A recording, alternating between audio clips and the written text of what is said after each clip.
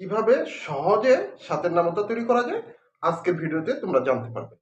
আমরা প্রথমেই 7 এর নামতা তৈরি করার জন্য একটা ছক তৈরি করব। ছকটা হবে 3টা কলাম থাকবে, থাকবে এবং 3টা রো থাকবে।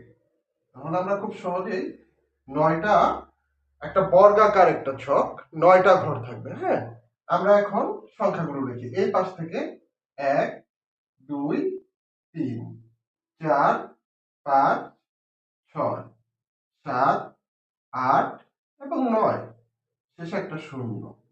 এখানে আবার 1 2 থেকে শুরু করছি, তাহলে এখান থেকে 0 থেকে 0 1 2, যেহেতু এখানে 2 এই পাশেও 2 দিব, 2 3 4, এখানে 4 আছে, এটা 4 হবে, 4 5 6 এবং অবশেষে এটা 7।